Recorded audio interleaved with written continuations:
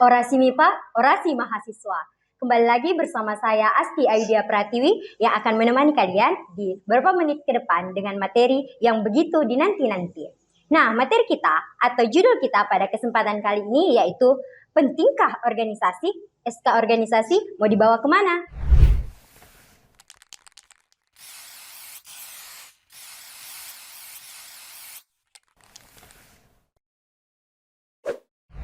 Nah, tentu dengan pemateri yang sangat tak kalah asing, tentunya warga MIPA sendiri pasti mengenal Kakanda ini.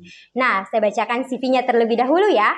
Nama lengkap Kakanda Hermawan S, nama panggilan Kakanda Wawan, tempat tanggal lahir Bontang 14 Juni 1997, riwayat pendidikan SD Negeri 042 INP Buku, SMP Negeri 5 Campalagian, SMA Negeri 10 Makassar.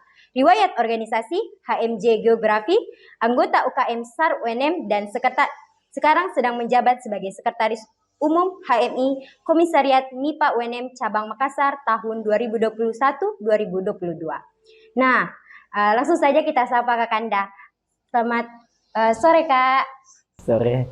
Kak, bagaimana nih keadaan Kakak dikala lockdown kemarin kampus? Apakah baik-baik saja ataupun ada kesibukan Kakak lainnya? Sebenarnya lockdown itu kita tidak bisa pasif, kita harus aktif. Apalagi sebagai mahasiswa itu harus aktif. Lebih-lebih lagi kalau dia pengurus lembaga, tidak boleh pasif, begitu. Baik. Nah, tadi nih kita sedikit membahas mengenai riwayat organisasi dari Kakanda. Nah, bisa tidak sedikit ceritakan bagaimana nih pengalaman organisasi Kakak selama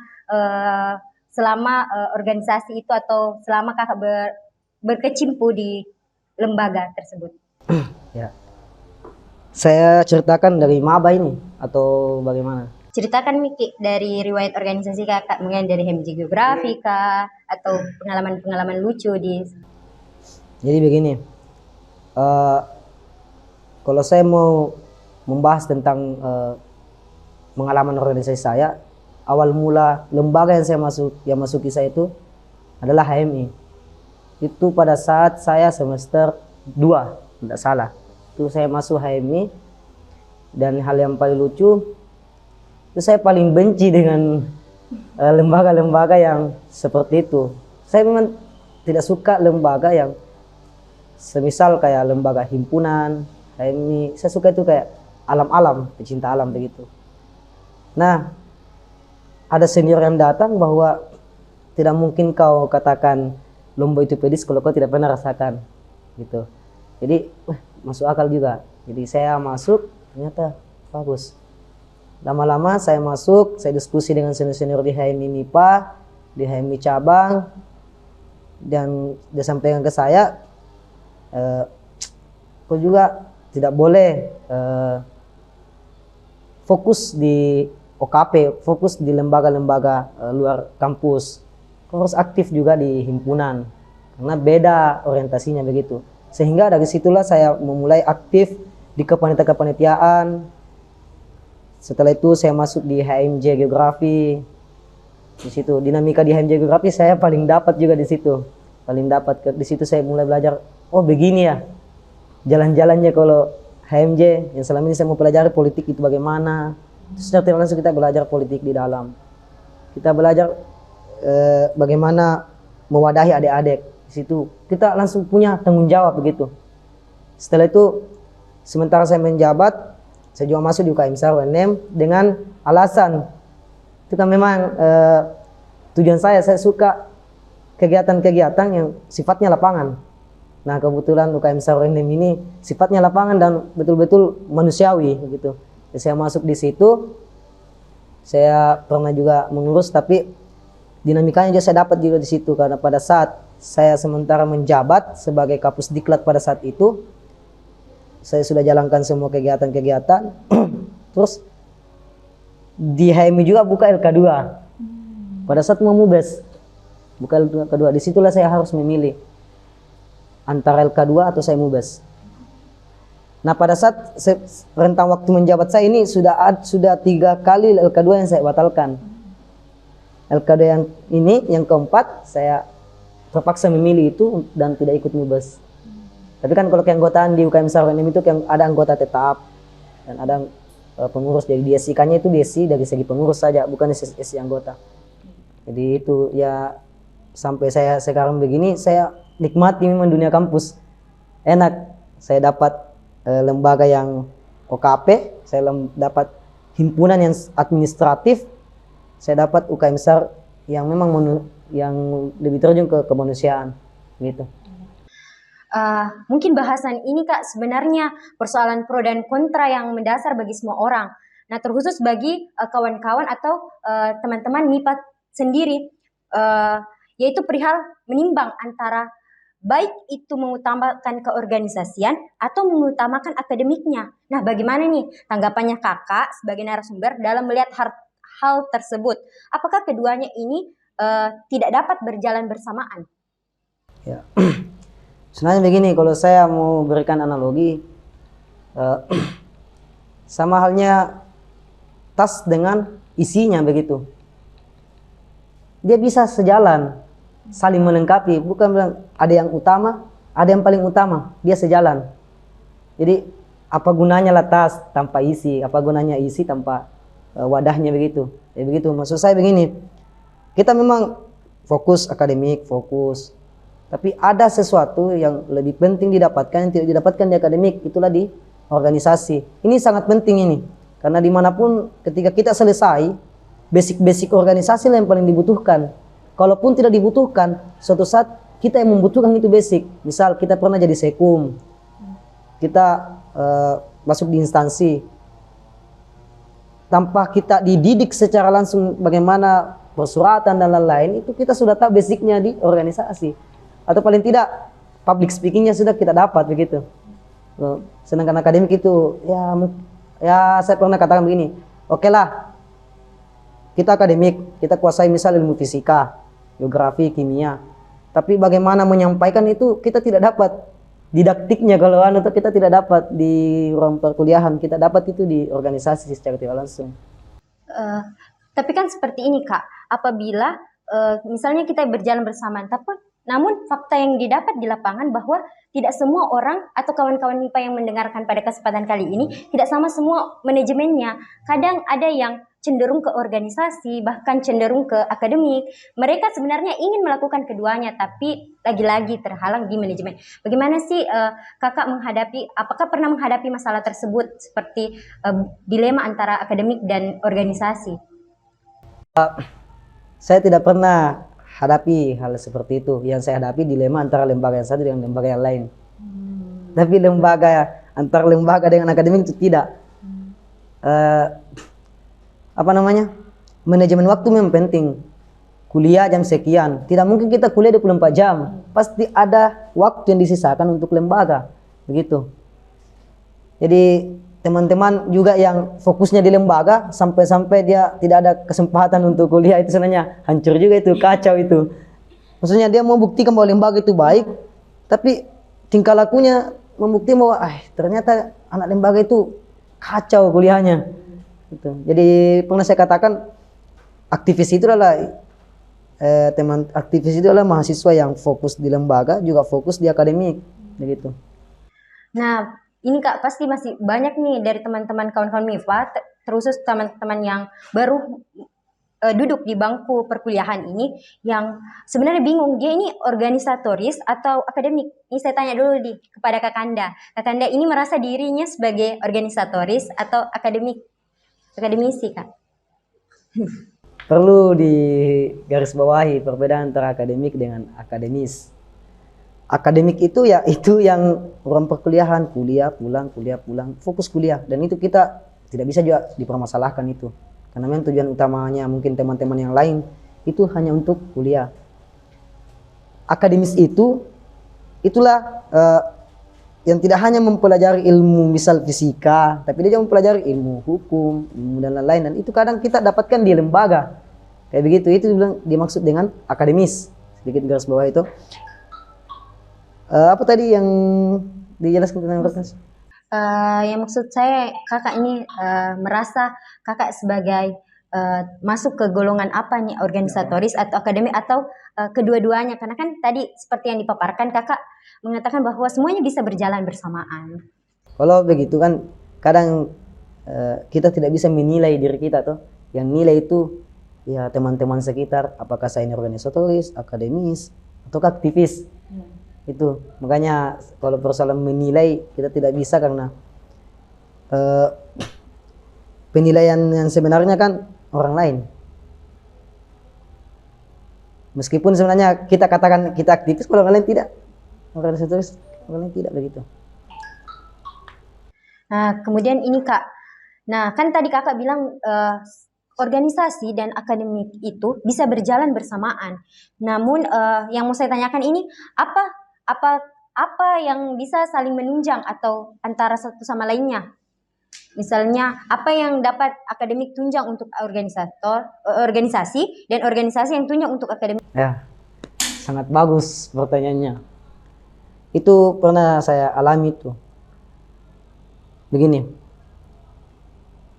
kita akan hadapi saat saya pernah hadapi masa-masa itu pada saat saya PPL 2. PPL 2. Teman-teman yang tidak pernah berlembaga itu canggung di depan siswa, apa yang harus saya katakan, apa yang harus saya sampaikan.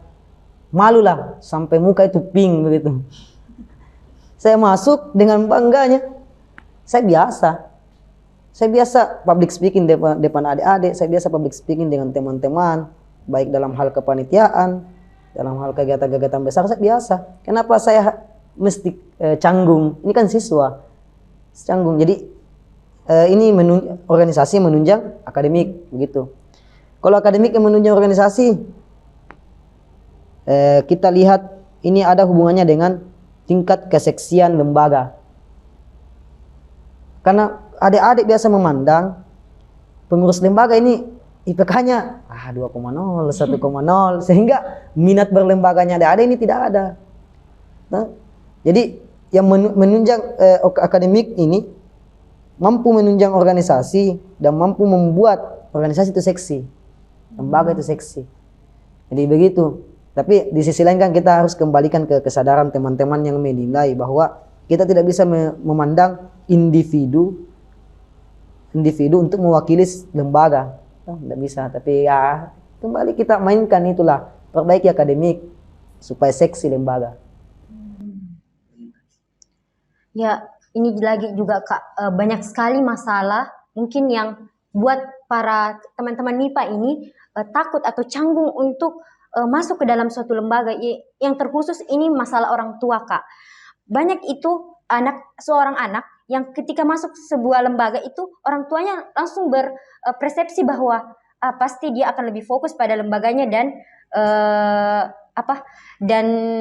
tidak mementingkan akademiknya, bahkan itu akan sampai bisa dilarang Kak. Apakah kakak pernah mengalami hal tersebut atau orang tua mendukung Ji? Kalau pengalaman saya ditanya seperti itu tidak pernah mengalami, karena satu hal yang saya banggakan sama almarhumah dan bapak saya yang masih hidup sampai sekarang itu dia katakan, lakukan saja apa yang ingin dilakukan di Makassar, di kampus, karena saya sudah mungkin kau sudah dewasa, kau sudah tahu yang mana yang baik, yang mana yang tidak. Nah itulah selama kau di kampung, saya didik kau untuk menjadi baik. Dan tentang pilihanmu, saya tidak tahu konsekuensinya apa. Kau yang tahu, kau yang hadapi, kau yang bertanggung jawab. Gitu. Itu begitu orang tua saya. Tapi kalau orang tua lainnya, kita kembali lagi bahwa anak-anak atau kalangan mahasiswa ketika dia mau masuk lembaga, itu kan sudah pilihannya. Maksudnya tidak semua hal itu disampaikan kepada orang tua. Bahkan sakit ini untuk saya pribadi, bahkan sakit saya saja saya tidak sampaikan ke orang tua, karena saya tahu ketika saya sakit dan orang tua saya tahu, itu dia lebih sakit daripada saya yang sakit ini. Ya, benar juga itu Kak, dengan tanggapannya kakak. Tapi yang dihadapi secara nyata sekarang di kalangan teman-teman MIPA ini Kak, banyak sekali orang tua yang bahkan memutuskan atau bahkan orang tuanya ini tidak mengirimkan biaya hidup agar anaknya itu bilang kayak memberi ancaman bahwa jangan nih terlalu berorganisasi, nanti seperti ini, seperti itu Kak. Jadi bagaimana Kakak sebagai narasumber itu memberikan tips kepada teman-teman yang menghadapi hal tersebut? Nah, begini, pertama kalau memang ada niat untuk masuk berlembaga, ya laksanakan. Tapi kalau memang niatnya sudah tersampaikan ke orang tuanya, ya ikuti kata orang tua, toh. Jangan sampai menyesal kemudian hari. Makanya saya sampaikan sebelumnya, ketika kau punya niat masuk lembaga dan kau tahu orang tuamu ini, ketika kau sampaikan orang tuamu ini tidak mendukung, ya jangan sampaikan. Kan tidak masalah kalau orang tua tidak tahu. Selama hal yang kau lakukan selama di kampus masuk lembaga itu hal-hal yang baik, tidak masalah. Yang masalah ketika kita memilih sesuatu yang tidak baik, kemudian kita tidak sampaikan sebelumnya ke orang tua. Nah, selama ini kan tidak ada lembaga yang mendidik anggotanya kepada hal yang tidak baik. Itu. Betul sekali Kak. Dan ini juga Kak, banyak sekali nih mungkin teman-teman MIPA ini mungkin lagi Kak yang ada kan sekarang samanya COVID. Jadi teman-teman maba ataupun yang baru masuk di dunia perkuliahan itu rata-rata tinggal bersama keluarganya di Makassar. Dia tidak kos. Jadi yang menjadi masalah utama itu terkendala untuk masuk atau terjun ke dalam lembaga itu yang tidak diizinkan sampai kegiatan malam. Dan kita bisa juga lihat Kak, kampus sekarang tidak bisa kegiatan malam, padahal kegiatan lembaga sebenarnya banyak kita lakukan di malam hari. Ya. Jadi bagaimana sih Kakak melihat kondisi sekarang yang orang tua tidak bisa mengizinkan kita sampai malam, begitupun dengan kampus? Kalau begitu, sebenarnya ini sudah direncanakan jauh lebih awal, dan ini kita juga tidak bisa pungkiri bahwa ini COVID juga, ya entah itu benar ada atau dimanfaatkan. Nah, persoalan bagaimana dengan dunia kampus, dalam lingkup kampus, lembaga-lembaga yang ada di dalam kampus, kegiatannya yang dibatasi sampai malam. Nah, kalau memang teman-teman tetap ingin melaksanakan kegiatan sampai malam, mengapa tidak? Kalau memang dilarang, mengapa tidak melawan? Tapi kalau memang tidak mampu melawan, ya kita manfaatkan waktu sedikit itu. Jadi jangan persulit, gitu. Kalau kita tidak bisa melawan, tidak bisa bersatu untuk melawan himbauan-himbauan seperti itu, ya kita manfaatkan saja itu waktu. Kembali lagi tergantung dari niatnya. Ya. Nah, kalau Kakanda melihat nih, bagaimana sih kesadaran teman-teman MIPA atau warga MIPA ini dalam bersosialisasi dan maupun berorganisasi itu sendiri, Kak? Sosialisasi dalam segi? Sosialisasi maksudnya mahasiswanya itu lebih apa ya? Lebih dalam artian Kak, dia tuh lebih sering bersosialisasi, tidak kuliah pulang. Kan di sini maupun berorganisasi Kak. Seperti kayak misalnya dia itu kesadarannya warga MIPA untuk senantiasa saling berdiskusi ataupun mengikuti kegiatan-kegiatan kajian Kak. Iya, saya paham. Kebiasaan-kebiasaan kajian, diskusi, entah diskusi di bawah pohon, diskusi di gazebo, diskusi dalam sekret, itu kayak seakan-akan sudah menipis. Dan ditambah lagi dengan kegiatan kampus Merdeka, begitu. Itu bisa dibahas di sini kah? Iya, Kak, silahkan. Jadi ada sedikit saya lihat, ini kampus Merdeka memang hal yang paling bagus. Wow, keren memang. Karena membuat mahasiswa itu tidak lagi sulit untuk selesai. Jadi, cuman di sisi lain, seakan-akan ini mahasiswa itu memang diusahakan untuk keluar di wilayah kampus. Nah, kalau memang teman-teman menganggap bahwa mahasiswa atau lembaga itu kulturnya atau budayanya adalah budaya kajian, ya sulit untuk dilaksanakan seperti itu. Apalagi ditambah lagi dengan COVID, kampus Merdeka, karena kan ada KKN, begitu. Tapi di sisi lain kampus Merdeka juga bagus memang, karena dijamin dengan 20 SKS. Ya kembali lagi ke teman-teman lembaga bagaimana Tapi kadang juga teman-teman lembaga yang seperti itu juga, yang malas kajian. Jadi sebenarnya jangan kita cap adik-adik, jangan kita cap warga MIPA itu malas kajian. Kita kembalikan ke lembaga masing-masing. Apakah di dalamnya memang masih pertahankan budaya kajian atau tidak? Diskusi atau tidak? Ataukah malah menciptakan konflik antar lembaga? Nah, biasa begitu. Benar Kak. Nah di sini Kak kan SK keorganisasian itu mungkin teman-teman MIPA ini perlu tahu bahwa bagaimana sih, seberapa penting sih itu SK keorganisasian untuk kita atau nanti setelah kita selesai menjadi seorang mahasiswa. Nah, pentingnya saya pernah diskusi dengan senior-senior yang sukses di instansi-instansi, sukses di misal di wilayah-wilayah pemerintahan. Itu kadang diutamakan memang yang ada pengalaman organisasinya. Itu diutamakan, salah satu poin pendukung ada pengalaman organisasi. Nah, bukti dari pengalaman organisasi itu kan dibuktikan dengan SK seperti itu. Jadi penting sekali itu. Makanya itu juga sih sebenarnya SK memang penting sebagai bukti langsungnya. Tapi yang lebih penting itu pemahaman kita selama berlembaga. Buktikan juga, jangan sampai kita hanya punya SK tapi kemampuan atau basic berlembaga itu tidak ada. Sama aja kali nol begitu. Ya itu juga sangat banyak Kak, karena banyak yang berkecimpung sampai dia selesai atau dimisioner, namun tidak ada basic seperti itu dalam suatu lembaga. Dia cuma punya selembar kertas yang menyatakan bahwa dia masuk lembaga. Gimana sih tanggapannya Kakak terkait orang-orang seperti itu Kak? Nah, sebenarnya orang seperti itu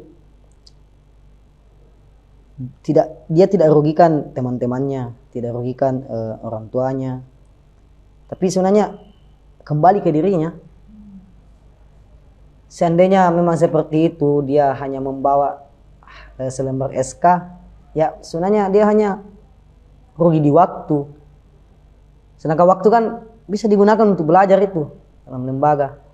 Kalau SK yang digunakan ya memang bisa dia pakai di instansi-instansi, tapi suatu saat dia akan termenung. Kenapa saya dulu ndak fokus member lembaga tuh begitu? Karena adakah tidak suatu pekerjaan yang tidak dilaksanakan secara kelembagaan? Semua kelembagaan, baik di sekolah-sekolah itu pakai kelembagaan. Tidak ada yang tidak, kecuali ya dalam bertani pun kita pasti punya kelompok, kayak begitu. Nah ini Kak, ada titipan pertanyaan nih dari kawan-kawan juga Kak. Begini, bagaimana sih peran sebuah lembaga dalam memanage SK keorganisasian yang pelakunya atau pribadinya telah di SI-kan, namun dia sudah memegang SK keorganisasian Kak? Nah itu sebenarnya lebih saya sudah dapat seperti itu dan saya tidak ambil SK saya. Karena memang saya anggap saya tidak selesai. Ada yang lembaga tuh, ada satu lembaga yang saya tidak selesai kepengurusan situ, saya tidak ambil SK-nya. Dan memang saya terima memang kalau saya tidak dapat SK, saya tidak selesai. Kita sudah dilantik, bersumpah 1 tahun atau sekian bulan mengurus, ya kalau tidak sampai begitu ya saya tidak ambil, walaupun ada, meskipun ada. Ya kan kembali lagi ke internal lembaga, apakah tetap memperadakan itu SK atau tidak. Itu. Tapi yang pandangan saya, SK yang saya maksud ya sesuai dengan pelantikannya, dia periode apa. Kok dia tidak sampai di situ dan dia selesai, berarti dia tidak selesai kepengurusannya. Itu kalau saya pandanganku. Tapi memang kebanyakan di lembaga-lembaga itu dianggap selesai selama dia tidak cacat organisasi. Itu masalah juga. Jadi kembali ke internal lembaga, dia mau berlakukan yang mana. Tapi kalau kesadaran individu ya lagi-lagi. Ya baik, terkait SK organisasi maupun pentingnya organisasi telah banyak kita bahas pada kesempatan kali ini. Mungkin juga kawan-kawan teman-teman MIPA yang mendengarkan pada kesempatan kali ini sangatlah termotivasi ataupun dapat pencerahan untuk memilih antara keduanya, padahal akademik dan organisasi itu bukan pilihan, melainkan bagaimana kita menentukan sikap dalam mengambil sebuah amanah yang telah diberikan kepada kita. Tidak ada salahnya mencoba keduanya dan tidak ada salah dari keduanya. Baik Kak, sebelum berakhirnya orasi MIPA ini, kami dari BEM ada memiliki tagline, yaitu ketika saya bilang orasi MIPA, kakak bisa menjawab orasi mahasiswa. Baik, orasi MIPA, Orasi mahasiswa.